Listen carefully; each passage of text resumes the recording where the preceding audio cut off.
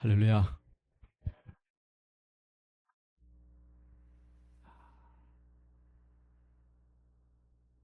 로마서 6장 말씀 3절로 4절까지 보도록 하겠습니다.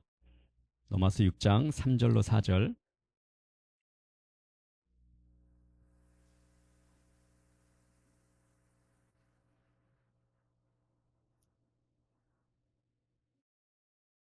자, 찾으셨습니까?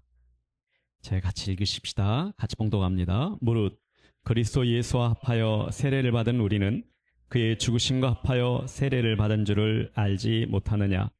그러므로 우리가 그의 죽으심과 합하여 세례를 받음으로 그와 함께 장사되었나니 영광으로 말미암아 그리스도를 죽은 자 가운데서 살리심과 같이 우리로 또한 새 생명 가운데서 행하게 하려 함이라.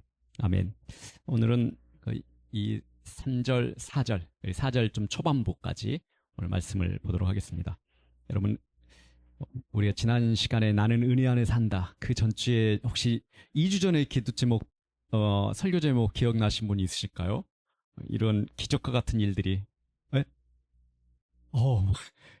기적이 일어났는데 2주 전에 설교 제목은 은혜에 잠기다. 지난 시간에 나는 은혜 안에 산다 이렇게 고백을 했어요. 은혜에 잠긴다. 우리 은혜의 이야기 많이 이 말을 들을 때마다 우리 중에는 머리로는 이 은혜라는 이야기를 알겠고 또 사모를 하는데 내 삶에는 그 은혜라는 이 잠긴다는 게 무엇인지 안 내려오는 것 같다. 그런 거리감을 우리가 느끼는 사람도 있지 않을까 생각합니다. 변하고 싶은데 그 은혜 가운데 변하고 싶은 마음이 간절한데 어느 순간 보면은 다시 같은 자리에 있는 나를 발견하는 것, 그런 모습도 보이고 또 아무도 나한테 그런 말을 하지 않는데 내 안에서 먼저 들려오는 목소리들이 있어요. 나는 원래 이런 사람이야. 이렇게 내 안에서 누군가가 말을 하지 않는데 내 안에 들려오는 그 목소리도 있어요. 여러분, 보통 우리가 죄는 나쁜 행동이라고 말하잖아요. 생각하고 있습니다. 나쁜 행동들. 근데 여러분, 성경에서 말하는 죄는 그 죄의 힘은요, 그 굉장히 훨씬 깊습니다. 죄는요, 은혜를 지난 시간에 혹시 기억하십니까? 강력한 힘이다고. 은혜는 정적이지 않아요. 굉장히 동적입니다. 강력한 힘을 가지고 계세요.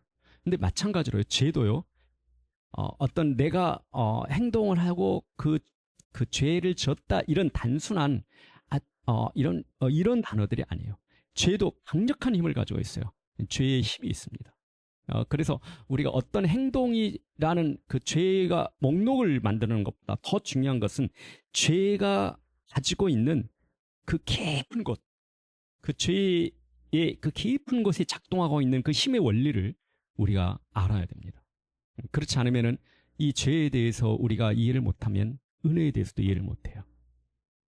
그래서 강력한 힘의 작동 원리가 어디에 있는지, 죄의 강력한 힘은 어디 있냐면 여러분, 우리가 은혜를 듣고 있어요. 은혜에 잠긴다. 그리고 은혜에 대해서 아멘하고 은혜를 듣고 또 은혜에 대해서 말합니다. 그런데 그 이야기로부터, 그 은혜라는 이야기로부터 나를 바깥에 세워두는 것, 그것이 죄의 힘입니다. 아직 작동하고 있어요. 은혜를 듣고 있고 아멘하고 있고 말하고 있는데 그 은혜의 이야기로부터 나를 바깥에다가 세워넣어 버리는 것, 그 은혜의 이야기 속에 잠기지 못하도록 나를 밖으로 벌려내는 것, 그것이 죄가 지금 가지고 있는 힘, 그리고 그 힘을 우리에게 좀 행사하고 있다, 그렇게 생각을 해요. 여러분, 그러면서 우리는 이렇게 고백해요. 그럴 때 죄의 힘을 느낄 때 어떤 고백이 나느냐면요, 우리가 은혜의 이야기를 듣거나 또 어떤 간증을 듣거나 또 하나님의 말씀을 들을 때요, 저건 나한테는 해당이 안 되는 이야기 같아. 이런 고백이 나도 모르게 흘러나옵니다. 저 말씀은, 저 은혜는 나한테는 해당이 안 될 것 같아. 이런 것이 우리도 모르는 사이에 한숨처럼 흘러나와요. 이것은 지금 뭐가 작동하고 있는 거예요? 죄의 힘이 작동하고 있는 거예요. 내 안에서. 자, 내가 저나 여러분들이 누구인지, 우리 스스로가 누구인지를 모르면요, 내 안에서 들리는 그런 목소리들에 대해서요, 저항할 수가 없어요. 나는 원래 이래. 원래 이런 사람이야. 저 이야기는 나한테는 해당이 되질 않은 것 같아. 이런 내 안에서 들려오는 그런 목소리들을 저항을 해야 되는데 그거를 힘을 갖지를 못해요. 근데 그 힘은 정체성입니다. 내가 누구인지에 대한. 그래서 오늘도 여러분과 함께 이 이야기를 또 할 겁니다. 로마서에서. 이 요나단의 아들이면은 사울 왕의 손자입니다. 무비보셋이라는 사람이 있어요. 무비보셋 혹시 들어보셨나요? 예. 무비보셋은 이제 사울 왕조로부터 다윗 왕조가 바뀌면서 이 무비보셋이 어린 아이가 유모의 손에 이끌려서 유모가 안고 급하게 도망갑니다. 이제 전 왕조니까 그 왕조가 바뀌면서 이 씨앗들을 다 죽이고 그러는 상황이 옛날 왕조에 그런 이야기들이 많잖아요. 그래서 이 유모가 데리고 가다가 이 무비보셋을 떨어뜨려요. 어렸을 때. 이 떨어뜨리면서 두 발을 다치고 그 뒤로 이 무비보셋은 평생의 장애를 가지고 살아갑니다. 그리고 그 사는 지역이 로드발이라는 장소에 아주 변방 지역으로 멀리 숨어서 살고 있어요. 장애를 가지고 변방적인 로드발이라는 곳에 살고 있는데 이 로드발이라는 이 원어의 의미는 아무것도 없다 뭐 이런 의미를 가지고 있어요. 아무것도 없는 곳. 그러니까 아무것도 없는 곳에 자신을 그곳에 아무 존재가 아닌 것처럼 묻어두고 사는 사람, 그가 바로 무비보셋이라는 사람이에요. 그런데 이 무비보셋 소식을 듣고 다윗 왕이 사람을 보내어서 무비보셋을 궁궐로 데려옵니다. 이제 그때 아마 이 무비보셋은 다윗 왕이 사람을 보내고 자기를 찾는고 부른다는 그 소식을 들으면서 그가 생각했던 하나가 있었을 것 같아요. 이제 죽는구나. 그 전 왕조의 씨앗이 남아있는데 이제 죽는구나. 아마 그런 생각을 하지 않았을까. 근데 왕의 부름은 그 무비보셋에게는 이 즐거운 초대가 아니라 공포와 같은 그런 모습이었거든요. 두려움이었거든요. 근데 불렀어. 그리고 다윗 앞에 갑니다. 그런데 다윗이 이 사무엘하 9장 7절에 이렇게 그 무비보셋에게 말합니다. 한번 같이 보십시다. 사무엘하 9장 7절, 여러분의 주보에도 같이 있습니다. 무서워하지 말라. 내가 반드시 내 아버지 요나단으로 말미암아 내게 은총을 베풀리라. 내 할아버지 사울의 모든 밭을 다 내게 도로 주겠고 또 너는 항상 내 상에서 떡을 먹을지니라. 하나님께서 이 다윗 왕의 이 마음에 무비보셋을 향한 은혜를 베푸십니다. 모든 걸 다 회복해주고 너에게 은혜를 베풀 거라고, 은총을 베풀 것이다. 근데 이 은혜에 대한 선포, 다윗 왕을 통한 은혜에 대한 선포를 듣고 무비보셋이 대답하는 게 사무엘하 9장 8절에 바로 한번 같이 또 보십시다. 죽은 개 같은 나를 돌아보시나이까. 죽은 개 같은 나를 돌아보시나이까.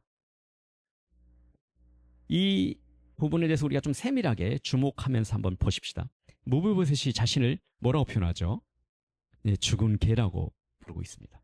근데 이 죽은 개라고 표현하는 것은 지금 로드발에서 살고 있는 아무것도 없는 존재를 지워버리고 살아가고 있는 그 땅에 그 살아있는 그 시간에 지금 자신을 표현하고 있는 게 아니라 죽은 개 같은 나라고 표현하고 있는 것은 지금 언제냐면요, 다윗 왕으로부터 은혜를 선포받은 이후에 너 은혜 받은 자다고, 내가 너에게 모든 걸 회복시켜줬다고, 내가 너에게 은총을 베풀 거라고, 이 이야기를 듣고 난 이후에 무비보셋이 죽은 개 같은 나라는 이 표현을 정체해서 자기의 이야기를 하기 시작합니다.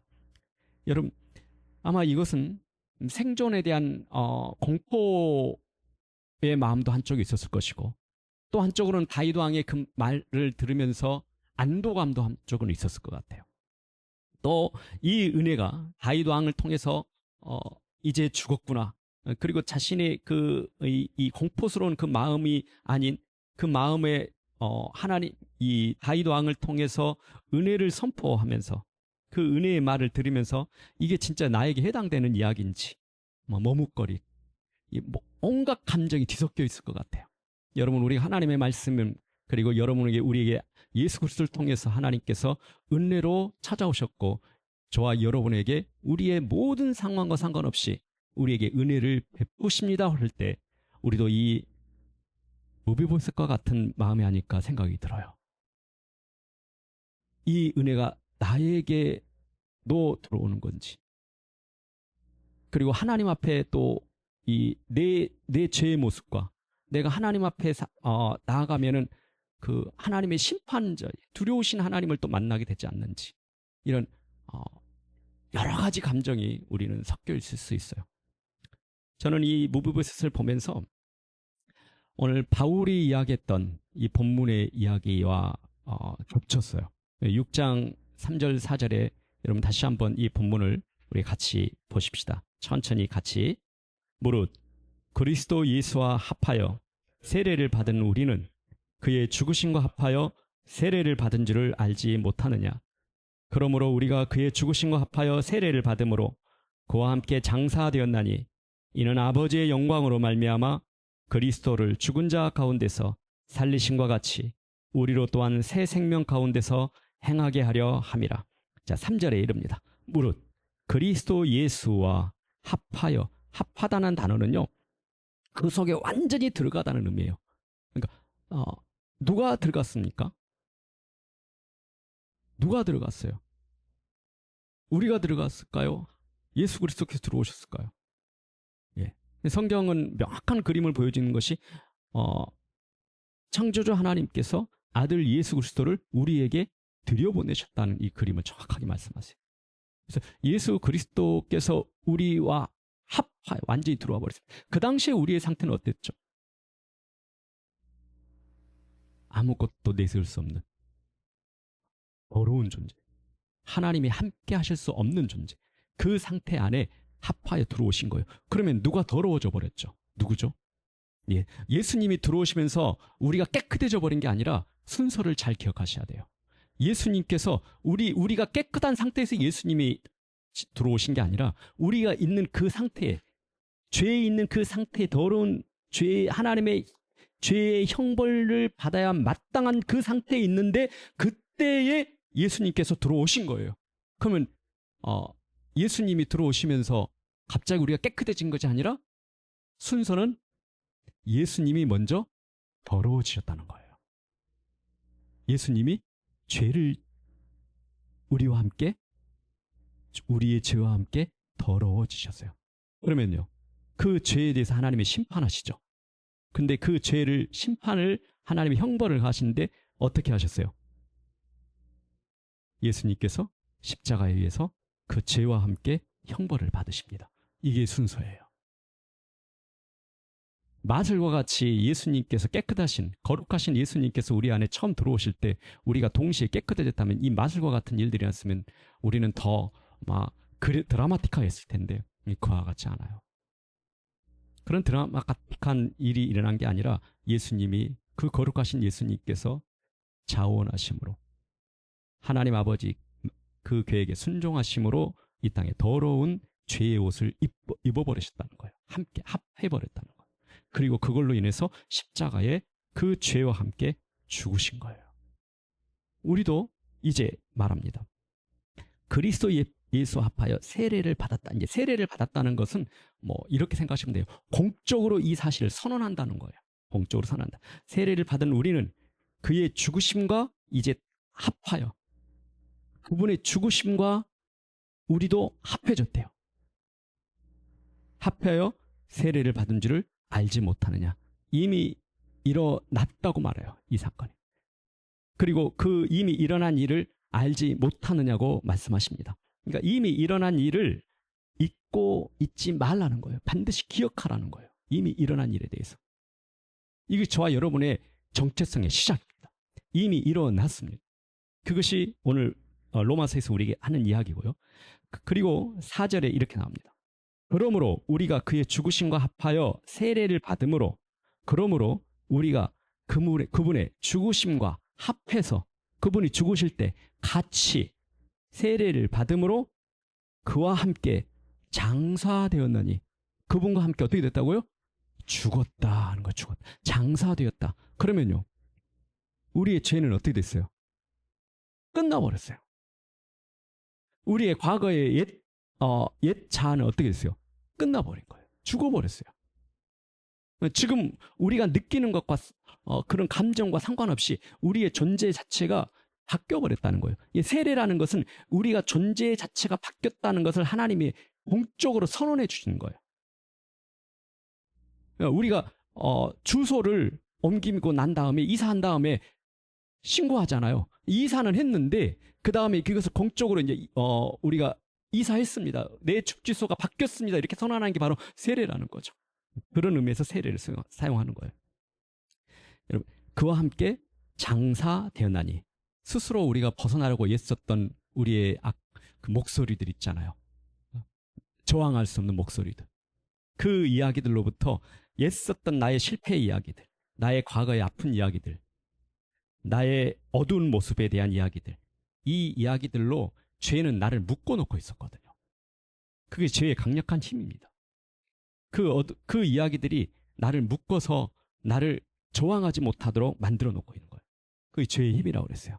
그런데 바울은 이렇게 말합니다. 그 이야기가 이미 주님과 함께 끝났다고 말합니다. 끝났다. 끝났다. 무브벳은 이후에도 여전히 그 발은 절었어요. 신체적 연약함은 그대로 가지고 있습니다. 그렇죠? 그럼에도 불구하고, 그 연약함에도 불구하고 그의 주소는 어디입니까? 로드발이었습니까? 아니면 다윗이 선포했던, 그리고 다윗이 약속한 장소, 왕궁입니까? 그가 연약하게 여전히 다리를 절고 그 연약함의 모습을 보이지만은 그의 주소는 로드발이 더 이상 아니에요. 왕궁입니다. 왕국에서 왕과 함께 식탁에 함께 앉은 왕자의 신분으로 회복된 겁니다. 보이는 것과 그가 가지고 있는 정체성은 완전히 달라져 버렸습니다. 그것이 무브벳에서의 이야기입니다. 여러분, 우리는 잘 들으십시오. 바뀌어야 할 사람이 아니에요. 우리는 이미 그리스도 예수 안에서 새로운 존재로 바뀐 사람들입니다. 이것에 대해서 우리가 항상 헷갈려해서 그 하나님의 은혜에 잠기는 그 원리, 은혜가 작동하는 그 원리에 대해서 우리가 항상 스위치 단추를 누리지 못하고 있는 것 같아요. 우리는 바뀌어야 할 사람이 아니에요. 이미 그리스도 예수 안에서 바뀐 존재입니다. 로드발은 이미 그 무비보셋의 주소가 아니에요. 옛집이에요. 그렇죠? 그가 여전히 연약함에도 불구하고, 우리도 이 로드발에 있는 이 무비보셋처럼 왕궁으로 옮겼지만은 여전히 우리가 몸의 질병과 또 우리의 죄의 모습과 우리 아픈 이야기들, 그걸 간직한 채 살고 있고, 연약함도 있지만은 여전히 그 안에서 하나님께서 우리에게 말씀하신 한 가지를 꼭 기억하셔야 돼요. 나는 그럼에도 불구하고 나는 이미 그리스도 예수 안에서 바뀐 존재다. 그것이 나다 말합니다. 저는 저에게도 로드발이 있었어요. 로드발에 있었던 그 시절이 있었습니다. 저는 태어날 때부터 선택하지 않았는데 질병이 있었고요. 그 몸의 질병 가운데 고통의 이야기가 제 삶의 이야기입니다. 스토리예요. 그리고 그것이 저의 어떤 로드발과 같은 것이에요. 그런데 그곳에서 열심을, 주님의 열심이죠.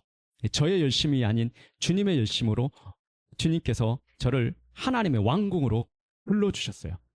그리고 그 왕궁에서 하나님과 함께 그 복음과 은혜를 듣게 하시고 나누게 하시고, 그리고 그 복음을 전하면서 그렇게 살고 있는 저에게, 그럼에도 불구하고 복음을 듣고 말하고 있는 시간에도 여전히 저는 로드발 사람처럼 그렇게 생각하고 있었던 시기가 있었어요. 이 로드발에서 있었던 그 사람처럼. 왕궁에 왔음에도 불구하고 죽은 개 같은 나라와는 이 정체성이 혼란스러울 때가 있었던 거예요. 과거의 고통스러운 이야기가 나라고 생각했던 거죠. 그런데 그래서 그럴 때 어떤 부분은 저에게 은혜를 주는데 어떤 부분의 은혜의 이야기를 들을 때는 저거는 나한테는 아직 해당이 안 되고 있어. 그거는 심각하게 제 안에 조각이 나버렸던 거예요. 우리가 은혜가 잠긴다는 것은 뭘 말합니까? 어느 부분이 잠기고 어느 부분이 잠기지 않는 그런 일이 아니잖아요. 우리가 잠긴다는 것은 내 연약하든 강한 부분이든 그냥 잠겨버리는 거잖아요. 그렇죠? 그냥 잠기는 거예요. 다 덮는 거예요.